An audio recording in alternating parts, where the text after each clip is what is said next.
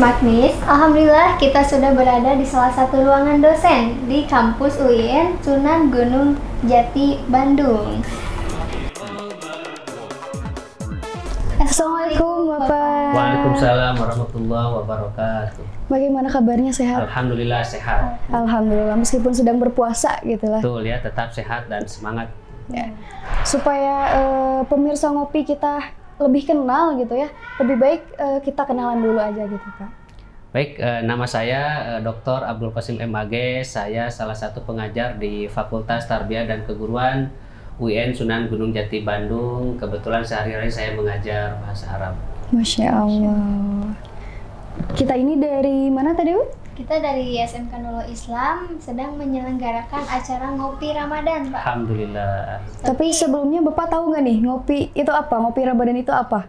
Bukan minum kopi ya? Bukan dong. Tidak ada kopi di sini ya, Teh Dewi. Baik. Jadi ngopi Ramadan itu ngobrol perkara Islam. Gitu. Alhamdulillah, luar Karena biasa. kita perlu ilmu baru, Bapak, dari berbagai sumber.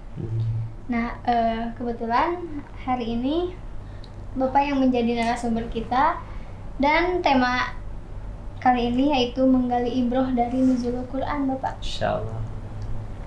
Mungkin yang pertama dari menggalinya dulu mungkin ya. Menggali itu apa kalau menurut Bapak sendiri? Jadi menggali itu sama dengan mengeksplorasi ya. Kita ingin mengetahui lebih jauh dan lebih mendalam tentang sesuatu. Tadi yang dalam hal ini adalah kita ingin mengetahui lebih dalam tentang ibroh dari nuzulul Quran. Ya. Kalau untuk ibrohnya sendiri? Ibroh itu pelajaran ya. Jadi bagaimana kita sebagai umat Islam mendapatkan pelajaran yang berharga untuk kita amalkan dari peristiwa nuzulul Quran. Menerima atau mengenali hikmah lah gitu mungkin ya. Betul ya. Kemudian nuzulul Qurannya sendiri mungkin. Nah, nuzulul Quran itu kan dari bahasa Arab ya, artinya peristiwa turunnya kitab suci Al-Quran yang kebetulan terjadi di bulan Ramadan ini ya. Maka bulan Ramadan disebut juga Syahrul Quran ya, bulannya Al-Quran, di mana bulan di dalamnya ada peristiwa turunnya Al-Quran yang sering disebut dengan nuzulul Quran. Masya Allah. Kalau untuk perbedaan, kan ada Lailatul Qadar ya, Pak. Perbedaan nuzulul Quran sama Lailatul Qadar itu apa? Kalau Lailatul Qadar itu kan malam yang dirahasiakan ya, malam yang dikira-kirakan ya. Lailatul Qadar itu salah satu malam yang dimuliakan oleh Allah, lebih baik dari 1000 bulan ya. Itu prediksinya adalah di malam 10 terakhir, di malam ganjil di bulan Ramadan ya. Kalau nuzulul Quran itu peristiwa turunnya Al-Quran begitu ya. Artinya dari segi waktu mungkin itu ada perbedaannya ya. Kalau nuzulul Quran terjadi pada peristiwa pada tanggal 17 Ramadan ya, pada malam 17 Ramadan. Sementara para ulama Lailatul Qadar itu di malam ganjil di 10 terakhir di bulan Ramadan. Kalau untuk cara menyikapinya gitu, cara menyikapi nuzulul Quran itu bagaimana? Ya, tentu sikap atau yang bisa kita lakukan terkait dengan peristiwa nuzulul Quran ini, tentu kita lebih meningkatkan literasi kita tentang Al-Quran ya, baik itu dengan membacanya, mempelajarinya, juga memahami apa-apa yang ada dalam kandungan Al-Quran. Itu menurut saya yang paling penting bagi kita, bagaimana kita menggali, memahami, juga meningkatkan intensitas kita berinteraksi dengan kitab suci Al-Quran, baik itu dengan membacanya, mendengarkannya, mempelajarinya, memahaminya, bahkan mengamalkannya dalam kehidupan sehari-hari. Jadi mengamalkan itu penting lah gitu ya? Penting ya, betul. Itulah esensi dari kitab suci Al-Quran. Selain membaca, kita mengamalkan dalam kehidupan sehari-hari. Kalau kan kadang ada orang yang membacanya saja tapi tidak memahami dan tidak mengamalkan gitu. Itu gimana kira-kira? Nah, sebetulnya Al-Quran itu dengan dibaca saja itu sudah mendapatkan pahala ya. Iya, betul. Namun akan lebih berkualitas, akan lebih bermanfaat, dan itu menjadi suatu hal yang penting bagi kita. Selain kita membaca, memahaminya, selain kita membacanya, kita memahami, kemudian setelah dipahami kita amalkan dalam kehidupan sehari-hari. Kira-kira ada nggak nih contohnya gitu Pak? Contoh dalam misalkan gitu. Dalam kitab suci Al-Quran banyak sekali dikatakan bagaimana kita harus belajar, kemudian harus kita bersedekah. Jangan sampai kita misalkan ketika hidup di dunia jangan sampai kita terlalu memprioritaskan kehidupan dunia sehingga kita lupa terhadap akhirat begitu ya. Jadi harus seimbang ya antara dunia betul, dengan harus akhirat. seimbang antara kehidupan dunia dan akhirat. Jadi kira-kira menggali ibroh dari nuzulul Quran itu apa? Nah, sebetulnya banyak ya ibroh dan pelajaran yang bisa digali dari peristiwa nuzulul Quran ini. Salah satunya kita bisa melihat dari sudut pandang ayat pertama ya yang diturunkan oleh Allah kepada Nabi Muhammad SAW, yaitu surah Al-Alaq ayat 1 sampai 5 ya. A'udzubillahi minasyaitonirrajim. Bismillahirrahmanirrahim. Iqra bismi rabbikal ladzi khalaq, khalaqal insana min 'alaq. Iqra wa rabbukal akram alladzi 'allama bil qalam, 'allamal insana ma lam ya'lam. Di sini perintah yang pertama kali diturunkan oleh Allah kepada Nabi Muhammad SAW adalah membaca ya.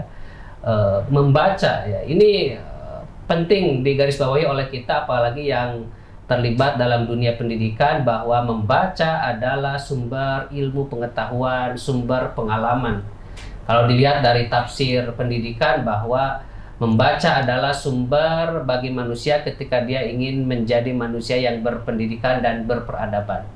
Jangan kita tidak bisa menjadi orang yang berpendidikan dan berperadaban kalau kegiatan kita bukan membaca. Membaca adalah sumber ilmu dan sumber pengetahuan juga pengalaman bagi seorang manusia untuk menjadi manusia yang berpendidikan dan berperadaban. Jadi mengamalkan merupakan suatu tujuan hasil lah gitu ya. Betul. Tidak hanya membaca saja berarti kan. Betul. Ya, kemudian selain membaca kan tadi surah Al-Alaq ayat 1 sampai 5 itu juga mengajarkan tentang menulis ya. Artinya membaca dan menulis ya. Ini kan perintah yang Allah sampaikan kepada Nabi Muhammad SAW pertama kali adalah tentang literasi ya. Bagaimana umatnya kita semua bisa membaca dan menulis itu menjadi kegiatan kita sehari-hari. Karena itu adalah literasi dan itu menjadi sumber kehidupan kita, sumber bagi kita untuk kita menjadi manusia yang berpendidikan dan berperadaban. Jadi dengan menggali hikmah nuzulul Quran ini, bagaimana kita, terutama kita ya, neng sebagai pelajar, meningkatkan yuk kita membaca, kita menulis, terutama hal-hal yang berkaitan dengan Al-Quran, dengan ilmu-ilmu agama. Ya, kita galakan itu ya, literasi. Ya. Kita bisa menggalakkan literasi dengan berangkat dari menggali hikmah di balik nuzulul Quran. Supaya lebih dalam lah gitu memahami sesuatu itu. Betul. Ya. Tapi kadang ada orang, apalagi remaja ya, kayak kita itu lebih suka menggali novel gitu. Itu termasuk menggali ibroh juga atau apa gitu Pak? Ya, pada dasarnya membaca ya. Misalkan bagaimana membaca novel ya. Membaca di sini adalah membaca yang memang bisa memberikan kontribusi ya, memberikan manfaat ya. Kalau sekira misalkan dengan kita membaca novel ya, misalkan novelnya novel tentang keagamaan ya, mungkin di dalamnya ada pesan moral, pesan akhlak, sehingga kita jadi mendapatkan nilai moral, nilai spiritual dari novel yang kita baca. Kenapa tidak ya? Misalkan di novel itu ada muatan nilai-nilai keikhlasan, nilai-nilai kesabaran, nilai-nilai ketaatan ya. Nah, ketika itu pesannya sampai kepada kita dan itu menjadi bagian dari mental kita, itu kenapa tidak ya? Yang jelas pada prinsipnya di sini membaca sesuatu hal yang bermanfaat yang bisa meningkatkan kualitas kita sebagai seorang muslim. Berarti kembali ke diri sendiri mungkin gitu ya, Betul, apa ya. yang kita baca gitu. Betul, ya apalagi di era digital seperti sekarang Nah, ya. itu. Sumber informasi begitu tak bisa dibendungi ya. Luas lah gitu. Berdatangan via handphone, televisi dan yang lainnya. Nah, bagaimana kita memiliki literasi yang tinggi sehingga kita bisa membedakan ya mana yang layak dicerna dan mana yang tidak layak. Kadang kalau di zaman yang sekarang sulit gitu ya untuk membedakan hal itu karena biasanya hal yang negatif itu lebih nikmat lah ya gitu. Kalau kata anak zaman sekarang mah mungkin gitu ya Teh Dewi. Ya, memang itu tantangan ya. Tantangan, Justru ya, betul. dengan pendidikan ya. Jadi pendidikan itu misalkan kita dibekali ilmu ya. Bagaimana ajaran agama mengajarkan ketika kita menerima sebuah kabar kita tabayun dulu ya. Tabayun itu mengklarifikasi kebenaran atau kesalahannya, juga kita kalaupun kita tidak tahu ragu kita fas'alu ahla dzikri, kita bisa bertanya kepada yang lebih tahu ya. Di dunia pendidikan kan ada guru kita, ada senior kita, ada kakak kelas kita yang mungkin itu bisa dimintai keterangan untuk klarifikasi terkait ya informasi-informasi yang masuk kepada diri kita. Jadi tidak so tahu ya. Betul ya, tidak sok tahu dan jangan pura-pura tahu ya, sehingga dengan mudah kita men-share, menyebarluaskan berita yang belum jelas kebenarannya kepada orang lain. Karena kan sangat berdampak lah gitu ya. Betul. Wah, dari tadi serius banget ya Teh Dewi. Tadi kita kemarin dari kampus 1 ya, terus keliling-keliling, Masya Allah ya, lihat jadi tertarik gitu lah kita, Insya Allah. Boleh dong Bapak diceritain gitu seputaran tentang UIN ini? Baik ya, UIN ini adalah salah satu kampus negeri ya yang ada di Kota Bandung ya, di Provinsi Jawa Barat ya. Alhamdulillah ya, UIN eksis dalam hal memberikan layanan pendidikan tinggi ya, perguruan tinggi yang bergerak di bidang ada keagamaan dan juga ada bidang-bidang umum lainnya. Jadi yang namanya universitas tentu ini sangat umum, sangat general, semua fan atau cabang ilmu ada di sini ya. Di UIN itu yang memang gabungan dari beberapa fakultas. Kira-kira apa aja tuh? Nah, fakultasnya kurang lebih 9 fakultas ya. Ada fakultas saya Tarbiyah dan Keguruan ya, di mana di sini mendidik atau mencetak calon-calon pendidik ya, guru-guru di masa yang akan datang ya. Kemudian ada fakultas Syariah dan Hukum ya, fakultas Ekonomi dan Bisnis Islam, fakultas Usuluddin, fakultas Psikologi, fakultas Dakwah dan Ilmu Komunikasi, fakultas Adab dan Humaniora, fakultas Sains dan Teknologi ya. Sudah mungkin ya kurang lebih 9 fakultas lah ya. Mohon maaf kalau saya salah. Teh Dewi katanya mau masuk fakultas komunikasi. Nah, itu ya bisa nih masuk ke fakultas Dakwah dan Ilmu Komunikasi ya. Nanti di sana belajar seputar dakwah dan jurnalistik ya. Jurnalistik, iya betul. Kira-kira kan ada UIN gedung 1 kan, terus ini gedung 2. Ya, baik. Kenapa? Nah itu ya, jadi memang UIN ini kan terus bergerak dinamis ya. Perkembangannya dimulai dari kampus 1 ya. Kampus 1 itu yang ada di Cibiru ya. Di Cibiru, kemudian mengembangkan di kampus 2 yang saat ini kita tempati, kampus 2. Kemudian juga ada kampus 3 ya. Kalau kampus 1 itu beberapa fakultas ya, sebagian besar di kampus 1. Di kampus 2 ini ada fakultas Tarbiyah dan fakultas atau pasca sarjana ya, S2 dan S3. Kemudian di kampus 1 ada rumah tahfidz ya, tempat bagi hafidz dan hafidhoh yang mungkin itu difasilitasi oleh kampus, mereka berkuliah tetapi diberikan fasilitas tempat tinggal ya, bagi orang yang hafidz dan hafidhoh Al-Quran. Masya Allah. Terus dengar-dengar tadi ada kampus 3. Ya kampus 3 itu ya, barusan yang kampus 3 itu rumah tahfidz itu. Oh, di Ada rumah situ juga. tahfidz dan rumah moderasi beragama. Wah, Masya Allah, luas banget ya tadi Tuh, juga ya, kita insya Allah ya keliling-keliling. Win, alhamdulillah ya tahadus binikmah semakin hari semakin maju, semakin berkembang, harapannya semakin bisa memberikan kontribusi dan manfaat bagi masyarakat. Amin ya rabbal alamin. Terus tadi kita sempat lihat Masjid Al Jabar ya di sebelah sana, Masya Allah indah banget itu tadi foto-foto juga di sana. Kenapa bisa deket banget gitu Pak? Ya, ini kebetulan ya barangkali, Kebetulan. tetapi ini memang kampus 2 ini terletak di salah satu pusat kota ya, Pusat di kota, ya, kota betul. Bandung ya, di Jalan Soekarno-Hatta yang memang kebetulan dibangun juga ya di belakang kampus kami ini Masjid Al Jabar, ya, masjid kebanggaan kita ya, Indah banget warga tadi juga. Jawa Barat ya. Bahkan karena ini masih luas ya, ini kalau melihat jalan-jalan ke ujung sana ini dekat sekali ya akses dari kami ke Masjid Al Jabar itu ya. Bahkan kata pimpinan kami nanti insya Allah ada akses khusus dari kampus ke Al Jabar ya. Mungkin nanti Sivitas Akademika di UIN Bandung bisa secara apa ya, secara intensif barangkali memakmurkan Masjid Al Jabar. Tapi kita tadi belum ke sana ya Teh Dewi. Belum. Mungkin sehabis ini kita coba ke sana. Nah, ya boleh harus deh? ya, Harus. apalagi dari luar kota Bandung, kalau Nah, ke Bandung gitu. tanpa ke Al Jabar itu belum lengkap rasanya. Karena Ya. udah viral banget ya di TikTok, katanya. di IG.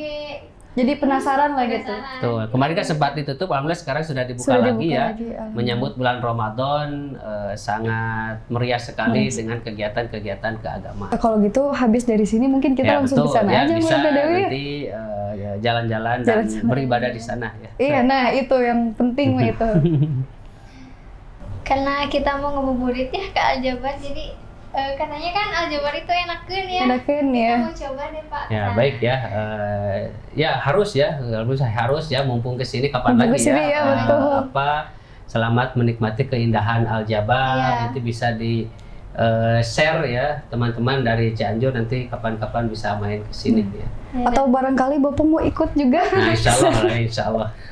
So, kalau gitu mungkin terima kasih Bapak Ya sudah. baik, sama-sama ya, semoga teman-teman sukses ya Amin, ya menjadi Allah, ya Rabbal generasi Alamin. Muslim di masa yang akan datang. Amin. Baik, alhamdulillah pemirsa Smart News TV, kita sudah membahas tentang tadi menggali ibroh dari nuzul Quran sampai ke Masjid Al Jabar Masjid gitu. Al Jabar ya. artinya. Jadi banyak sekali pelajaran yang bisa kita dapat lah hari Iya. ini gitu. Dan tahu kalau di Al Jabar itu nanti bakal dibangun jalan gitu ya Teh Dewi. Akses khusus Akses ya. khusus dari ya dari UI. Jadi mungkin itu saja dan sampai jumpa lagi di acara selanjutnya yang pastinya cuma ada di Ngopi Ramadan, ngobrol perkara Islam. Terima kasih. Wassalamualaikum warahmatullahi wabarakatuh. Waalaikumsalam warahmatullahi wabarakatuh. Ya, semoga ya semoga Assalamualaikum. sukses ya, sehat Terima kasih, selalu. Bapak, ya. Sama-sama. Assalamualaikum warahmatullahi Waalaikumsalam. wabarakatuh.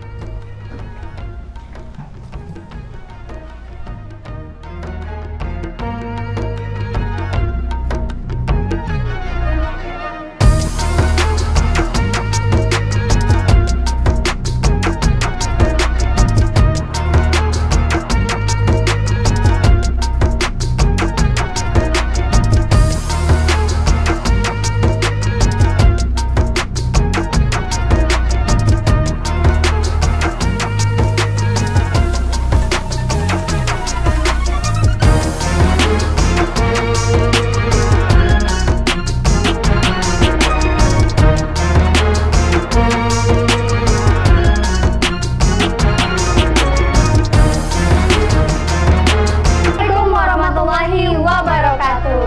Nah Dewi, kita kedatangan siapa nih? Kali ini Tamu dari mana nih? Aduh, wajah-wajah alumni tahun berapa gitu ya?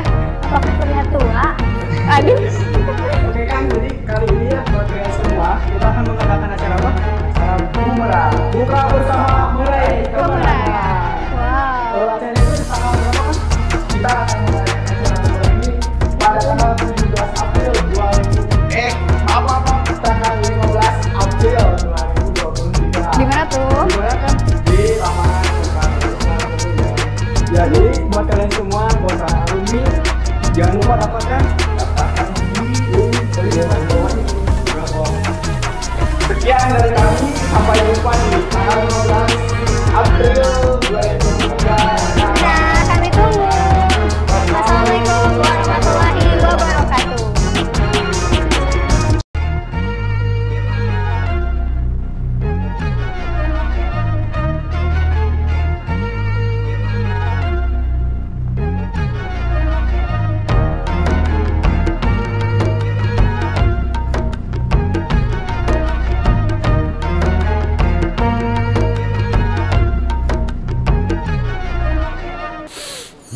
Aromanya khas, rasanya mantap.